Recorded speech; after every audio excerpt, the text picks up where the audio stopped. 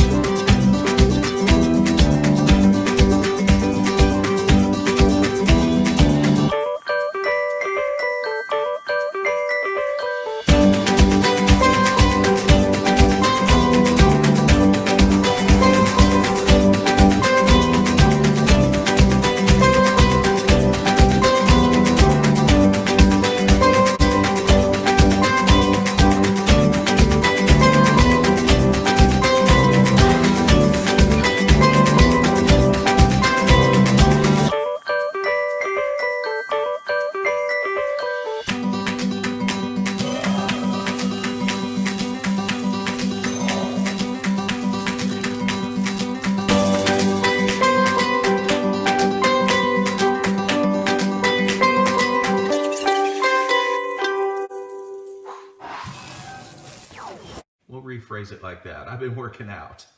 Anyway, I want to talk about that tonight. Glad you made the live call. And for those of you that do not know me, I've been involved in network marketing over 40 years. I share a lot of what I've learned in my journey on these live calls. So I'm going to talk about some of this tonight. Something you're avoiding that you really need. And I want to acknowledge some awesome, great people that are joining. Rocio, how are you in California? I hope you're doing well. Nice to see you on the call. And who else is out there? John in Baltimore. Hope you're doing well, John. Hope you didn't have to board up your windows and doors for tomorrow. I heard they were doing that in a lot of the cities, businesses, really. Man, crazy stuff, right? Hey, Micah, how you doing, son? Good to see you. And Jose in Oregon. Good to see you, Jose. Hope you're doing well. Hope everything is well in Oregon. Andrina in Texas. How are you doing? You're doing those live calls, I noticed. Hey, TJ. TJ, how are you? Nice to see you on the call. And John in Salt Lake City. You can say where you're from unless you're hiding from someone. Debbie's not hiding. She said Alberta, Canada. How you doing, Debbie? Good to see you. It's probably cool, getting pretty cool there this time of year. It just changed over here. It sure did. It got cool quick. And Jerry, how are you? Oh, okay. All right. That's an interesting comment. Louise in Paraguay. Nice to see you. In Paraguay. Not been there yet. That's one of those countries I would like to check out. Seems like I always go to the other side of the earth. TJ, she says, do you know where I am? Well, I think Texas.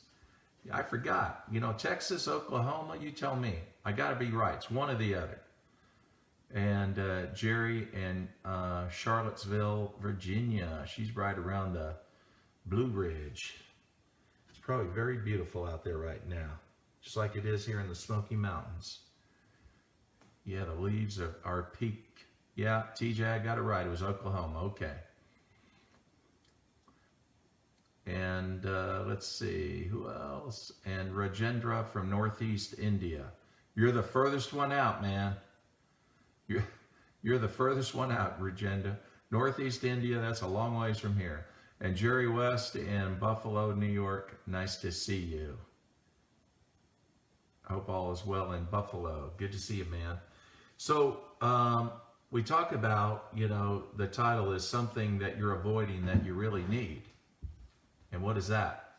That's more objections. A lot of your leaders are struggling with objections. We get this a lot. And one of the reasons why they don't do follow-up calls or follow up with people is this fear of not knowing what to say when somebody asks a question. There's a lot of fear there. And so to avoid this, many times they endlessly spend time trying to become the expert, either with your product or with the business, or reading this book, that book, or going to this training, that training. But still, they never graduate from this, and they always avoid facing this. I want to tell you, it's the best thing that ever happens to you if you get objections. There's two things I can think of why they're good. One is they toughen you up. They make you a stronger leader, so that it basically prepares you to do the things that you need to do that you wouldn't do had you not gone through it, to earn the kind of income that leaders earn. So you need that. You need adversity. No one likes it. It's not comfortable. I didn't enjoy it when I got it. Hey, Jenny. The other thing is that what's great about objections is they're thinking. They're thinking, and they're willing to be in a discussion with you. Now, I say a discussion with you. That's important, because we have to understand, is it really an objection, or is it just their way of saying no? One way to determine that is see if they're willing to get on a phone call with you, talk to you on a phone call or an app, whatever you use, FaceTime or WhatsApp, whatever it is. But it's an audible phone call or conversation, an audible conversation. Let's just leave it like that. So the thing is that if we understand that objections are simply people that are processing the information, they're thinking, and they're willing to discuss it, that is a good thing. When that's not happening, it's a waste of time. It's simply a waste of time. So view objections as something positive, something that you look forward to. I found that with objections, it's just another way for people to say, I'm interested in what you're talking about, but I just don't want you to know it. I'm interested in what you're talking about, but I just don't want you to know it. I'm interested in the video you sent me, but I really just don't want you to know it yet.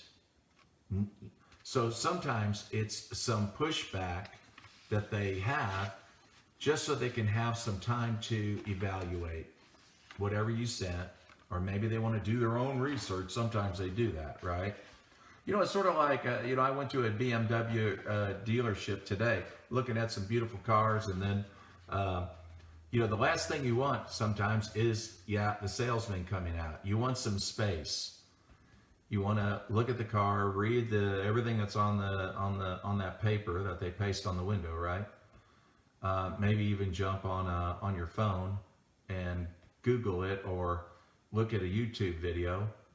You want some space. People can be like that. So just again, understand when it comes to objections, it's just a way, and this is the attitude that you need to have, that they're very interested in what you sent them. They just don't want you to know it yet. So I'll give you an example for myself. And in the last two companies that I can remember where I ever did anything big. I did it in other companies too, but I can think of two where that was the case and I was the guy, right? So I can remember back in March of 1993, I was looking for a company. I was interested in this company. I requested information, and the information, and what I did was, by the way, when I requested the information, I had a friend who had an office, and I was working out of that office. And I told him, I said, hey, you're going to get a package. It's about this company. And when you get the package, let me know. He said, well, why didn't you get it sent to you?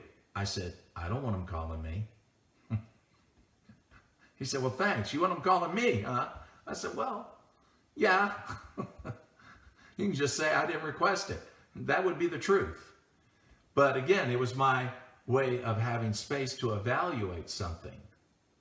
I can also tell you that almost 22 years ago when I joined my last company, it was just like that too. That someone gave me some information, I was evaluating it, and they knew I had some interest, but I kept giving pushback. You know, matter of fact, I can remember them saying, so are you interested in running with us? No, I don't know. No, I don't know. What is that? What kind of answer is that? That's a person who's evaluating something. He just doesn't know. Now, and I can remember that same person talked to his partner, and his partner said, I don't think he's going to do anything. He said, no. He's just upset about the previous company he was in, which was true. It really was.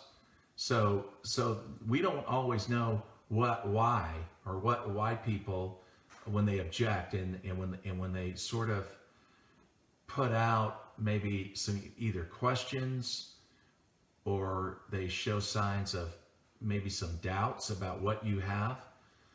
It's not negative. It's really not. It can be in some cases, but many times it's not. Many times. I mean, I showed resistance before I joined any of those two companies. Resistance. So that's pushback, and that's what I did. I wanted to know who I was going to be in business with. That was one of the reasons why. I wanted to know more about the company. I wanted to know, is this going to be a short-term, opportunity like I previously experienced? Here's the one thing I want you to remember, that the ones who are really going to produce results, the ones who are really going to produce results in your business and are not going to be the kind of people that are going to just come right in. They're going to always have resistance. I was one of those guys, and too many times people give up on those type of people. Keep following up with them. Don't give up on them. Stay with them. These are the people that make you money. The ones that come in so easy, so effortlessly, are not the ones who are going to do it. They won't produce. I mean, they get easily discouraged and they quit.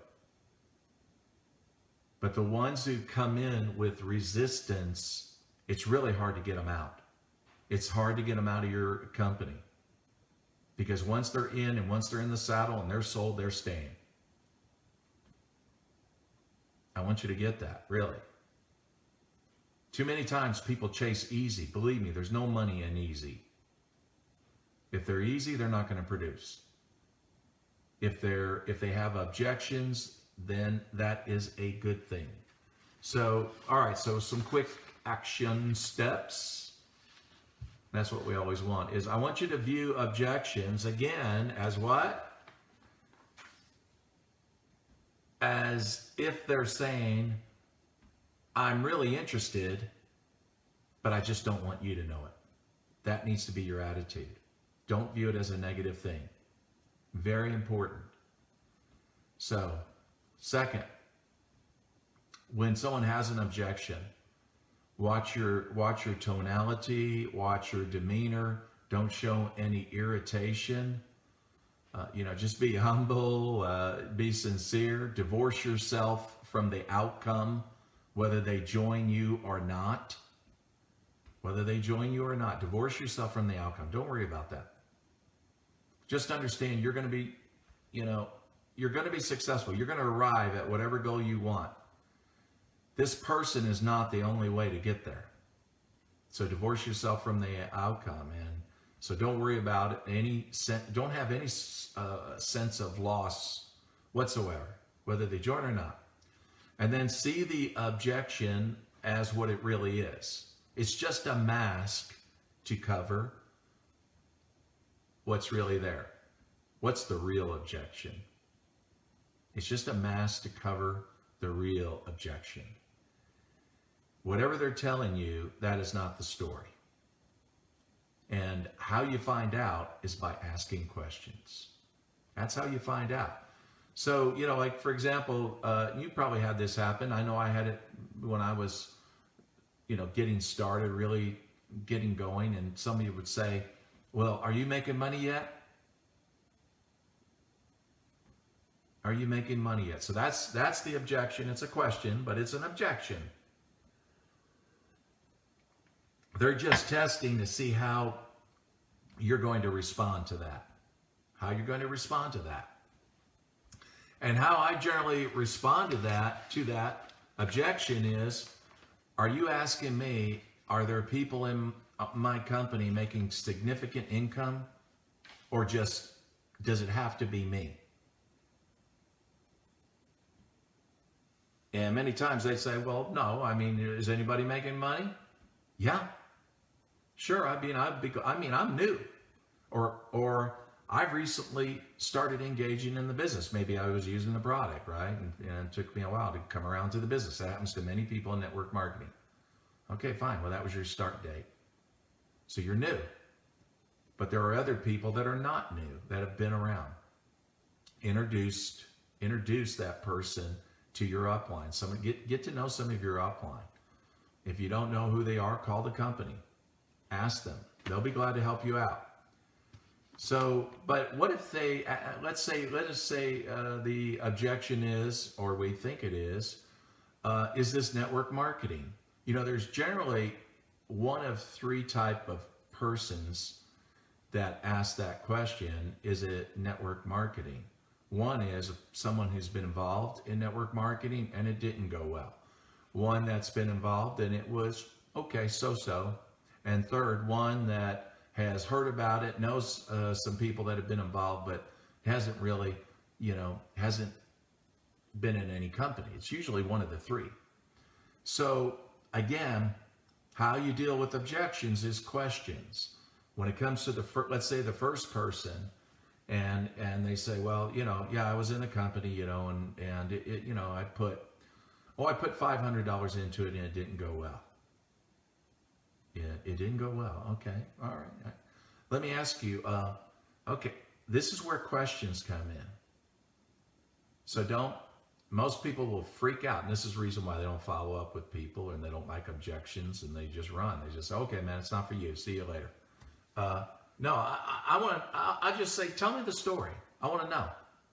Tell me the story. What happened? Oh, well, I bought the kit, the products and all that, and, it just really didn't go anywhere. Okay. So, did you like the products? Were they good products? Oh, yeah, products were good. I had enough products for 3 months. Oh, okay. You still use the product? Yes, no, it doesn't.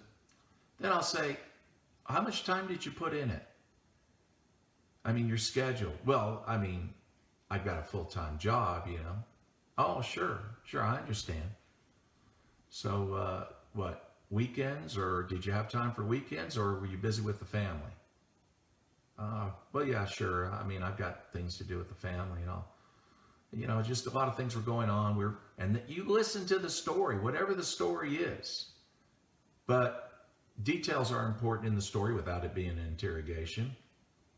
Get them to open up. Because what the issue here is, it's not that they didn't have time, they just didn't make time for it. And when you help that person to understand that, so, well, is it a thing that you just didn't schedule time for it? Or enough time? Yeah, that's really it. Usually that's the response many will give. They say, well, yeah, it's really true. Okay, all right, so it wasn't that network marketing didn't work, it was just, right, it was just that you just didn't have time for it. How's your time doing now? Let me ask you, can you use some extra income if it didn't cost you a lot of time? Yeah, what do you got? And that's, many times it will go that direction. Many times. I personally experience that. Not all the time. I'm saying that the way you overcome objections is get to the, without an interrogation, just ask some questions. Just be relaxed about it. Now, for the person that had some success, then you can build on that. I can tell you that most of the people in my organization throughout the world were people who were moderately successful prior to joining the last company I was in. So again, ask them, about what they liked about their, their past experiences, some of the people they worked with. Did they build a team? Did they earn some money? Why do you ask those questions? You want to know who you're talking to. I'll tell you, some of the best leaders that came into my organization came from other people who knew them. But it was because I asked them questions like that you were in a former company. Oh, did you know some good people there? Some people that were good leaders? Yeah. Still know how to, you have their phone number, their contact information, you know how to reach them? Yeah. Okay. A lot of times, again, we're talking about, this is in the context of objections, right? Why is that important? It's important that they know that you're going to help them. Because the objection isn't really, the issue of network marketing. The objection is, I didn't do so good the last time. I didn't get any help. I was sort of on my own. And now, this would probably be another thing. And then again, when you ask those questions and they open up and say, hey, I'll be glad to help you with some of those people. And then for the person that's new, again, there's 4 questions that prospects generally think. They may, in many cases, they won't ask those questions. Sometimes they do, but 4 things that if you don't answer, they're not joining. 1, what is this? Whatever you do, what is this? Does the product have value? Can I make money? And can I get help? That's what they think. So again, when it comes to the objection question, is this network marketing? In that person's case, that's what they want, is to be reassured. Those are some things to think about. It's important to understand their belief or their lack of belief in it. And the only way you're going to know that is by questions. And not too many people ask, they don't ask that question, But the other question might be time. And that was the last thing I was thinking about now. It can be many things. But it's not that they don't have time. It's just that in most cases, they're not willing to give time to it because, one, what time they have, the time that they do have, they want it to go to other important things, which is fine. Okay, in other words, their lives are already complicated, and the last thing they want is more complication. What do you have to do? You have to reassure that person that you're not going to do that. Again, the information you send them to review cannot be overwhelming. It cannot be too much. Again, if you say it's just going to take a little time, that's exactly what it's got to be. Just a little time. So don't send them a 20-minute video. Okay? Don't do that. And send, a PDF or something to read, whatever. Okay? But here's the thing that you need to assure a person when they say, well, I'm busy. I'm busy. Just say, our business is for busy people. In fact, we created a system for busy people so that it doesn't take a lot of time. And for busy people that use that system for busy people, it's generated a second income for them so that they could invest in investments that even create more residual income. Would you be open to looking at something like that? Oh, you would? All right, good. Good, I'll be glad to show you. So that's important when you say that, to make sure that you do have a system. And I'm sure that even if you think you don't have a system, you do have a system. Okay? Sometimes the word system is a sophisticated word, right? There's got to be a book 1 inch thick about the system, right? Now, system is just a few steps, right? Just a few steps Usually it involves just some supportive material like a video, a PDF, things like that, adding them to a private group where they can, get their questions maybe answered, or if they want to know more about your product, they're going to learn about it there by the stories that people share. So just keeping it simple, and then show them how it only takes a little time to use your system to send links out to people, to send the link to their page after they've done that, to let people enroll and join, that it's so simple to do. So simple. And that's all you have to do, is just decide a few steps. What are those few steps? Hopefully your upline has trained you on this. A few steps, and that's all you need. And put them in. I mean, that's what I did almost 22 years ago. In 90 days, we had 800 people. So, Mindy, nice to see you. Anyway, so I hope that's helpful to you. Again, feel differently about objections. Just understand that's their way of saying to you, I'm really interested in what you have, but I don't want you to know it. Because I was one of those guys, and I've done that before. And then after I had enough information, I call that person back and say, okay, I'm ready. They're what? Surprise. Anyway, so from my gym, I want to say have a good night, and I'll catch up with you. Hopefully tomorrow America won't go crazy. I hope that is the case. And I hope you don't go crazy. So for those of you in other countries, they're trying to decide who's going to be the president of the United States tomorrow. So that'll be an interesting subject to discuss in the future. But at any rate, stay positive, whatever you do. Don't get too much time with the media and let it drive you crazy, okay? Stay positive. And then I'll see you on the next call on Friday, okay? Not on Friday. What am I talking about? It's Monday, man. Wednesday. I'll put out some value tomorrow, but Wednesday. And Wednesday we might open it up, since, it's going to be sort of it's the day after the election, right? So anyway, anything you guys want to talk about, well, we can post it. Anything that troubles your heart or concerns you, we can just talk about it, because that's what we do here. Okay, everyone, have a great night. And for those of you just joining, just catch the replay. Thanks for joining. Take care.